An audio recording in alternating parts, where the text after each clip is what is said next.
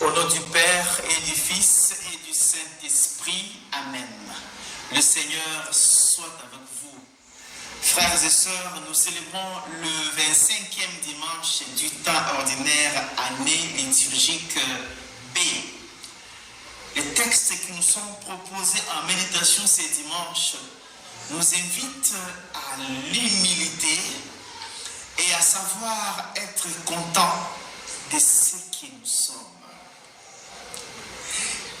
Dans la première lecture, tirée du livre de la sagesse au chapitre 2, verset 12, puis le verset 17 à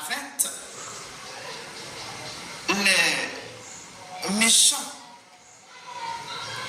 complotent contre le juste, simplement parce que sa vie interpelle la leur. Sa vie les gêne, comme s'il était interdit d'être juste, d'être vrai. Alors on veut les tuer parce qu'il est différent de nous, parce que sa conduite est différente de la nôtre. Il faut les mettre à mort, il faut le tenter, il faut lui tendre des pièges. C'est ce qui se passe aussi dans notre monde aujourd'hui. Si vous êtes juste, vous êtes cohérent, vous êtes vrai, vous êtes rigoureux, le monde ne peut pas vous aimer. Le monde aime ceux qui sont dans la banalité, dans la légèreté et dans le faux. Que le Seigneur nous aide à être toujours contents de cela où nous sommes. Faire l'effort d'aimer la vérité et la justice. Ne pas céder, parce qu'il nous arrive parfois quand les gens complotent contre nous comme ça, alors on démissionne. Non, je ne peux pas faire ça parce qu'on risque de m'haïr, on risque de faire du mal. Non, le Seigneur ne peut jamais t'abandonner quand tu es en danger à cause de son nom. Alors sois content et demeure différent des méchants et des mauvais. Dans la deuxième lecture, tirée de la lettre de Jacques au chapitre 3, verset 16 jusqu'au chapitre 4, verset 3, Jacques nous fait comprendre qu'ici il y a des conflits dans le monde. C'est parce que nous sommes très envieux. Nous désirons ce que les autres sont. Nous désirons être comme les autres. Alors on n'y parvient pas et ça crée des dissensions, ça crée des conflits. En fait, nous sommes comme insatisfaits de notre vie, insatisfaits de ce que Dieu nous a donné. Nous regardons les autres. Nous voulons toujours nous comparer aux autres. Nous voulons nous posséder ce que les autres ont. Alors quand ça ne nous arrive pas, ça crée la jalousie, ça crée la guerre, ça crée les tueries, ça crée la haine. Il faut savoir être content de ce que tu as. Ce que Dieu t'a donné, c'est ce qui te convient. Ne regarde pas chez l'autre si tu regardes chez l'autre, c'est pour l'aider, mais pas le regarder pour l'envier. Parce que vous n'êtes pas les mêmes, vous n'êtes pas obligés de faire les mêmes choses. C'est pour cela que dans le monde aujourd'hui, là où tu as échoué et que l'autre vient, il réussit. Tu vas le traiter de magicien, il a fait ceci, il est déjà ceci, il a trempé dans ceci, dans cela. Non. Est-ce que Dieu a arrêté de nous bénir, a arrêté de donner la prospérité? Non.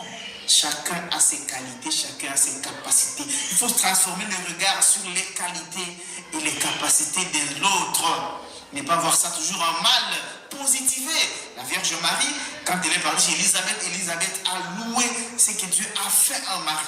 Contente de voir Marie être élevé à la dignité d'être mère de Dieu. Si tu félicites l'autre pour ce qu'il est, tu ne vas pas mourir.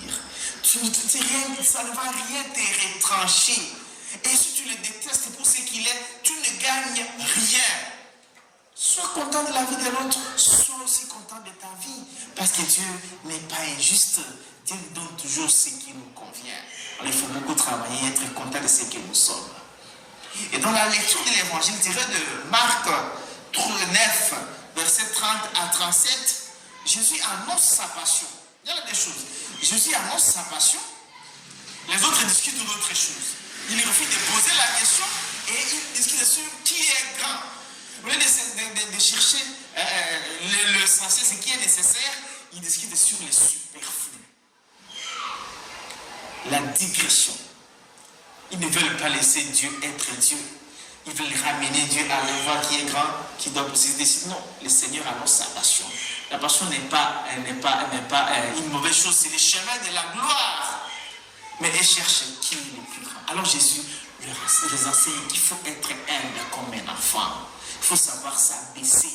L'abaissement, c'est le chemin sûr de la gloire. Que ça augmente en nous les goûts de l'humilité. L'humilité ne tue pas.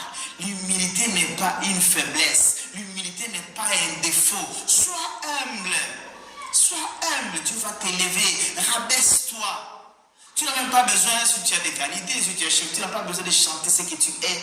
Vis tout simplement. Le Seigneur va t'élever. Le Seigneur va te bénir. Le chemin de l'élévation, c'est l'humilité. Et c'est bien l'itinéraire que le Seigneur lui-même a dû emprunter en Philippiens 2, 6 à 11. Que le Seigneur augmente en nous l'humilité qui nous aide à savoir nous contenter de ce que nous sommes. Bon dimanche à toutes et à tous. Que Dieu Tout-Puissant vous bénisse et vous garde. Le Père, le Fils et le Saint-Esprit. Amen.